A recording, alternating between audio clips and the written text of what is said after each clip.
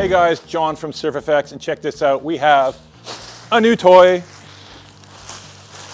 Pretty sick. The Parawings are coming in thick and fast. This is the North Ranger. So this is North Yachting, North Sails, massive company as we all know. This is their Parawing. So designed primarily to be nice and easy. That's the name of the game here. So it is a very easy kite wing, whatever you want to call it, Parawing, to get into the air. You see this, just walking swiftly through a car park and it pops up. So their design has come around with no battens, so it's very soft.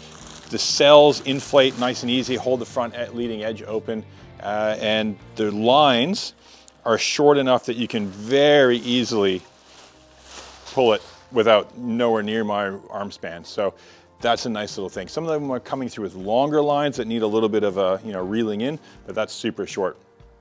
The line setups, you can see there, they got the bright yellow. Those are the front ones. So they're gonna flag the wing all the time.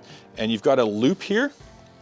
Now that is a bit of a depower loop. So you can, as you're riding, you can grab that and pull, but you can also hook it on your bar, and then you're riding your bar fairly flagged out, and you just need a thumb on it sometimes to kind of hold it to keep it from sliding back up. So pretty cool little setup. Now, the predominant use of these is obviously for cruising around back and forth, getting into downwinding without a paddle, stuff like that. But we're seeing more and more guys wanting to get these, stick them in the backpack, because the backpacks are little.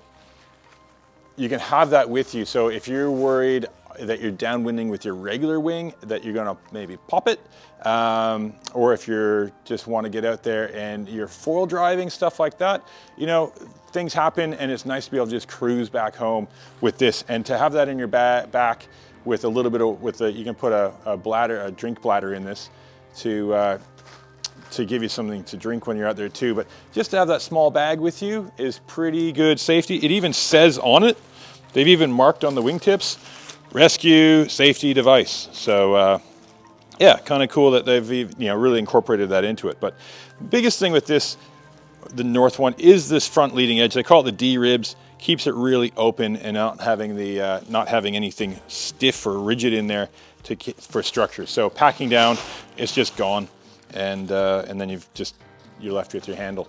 The bag itself is really probably worth talking about, because they wanted to set this up where you can bring a couple with you. So if you're doing a downwind run, you get conditions changing.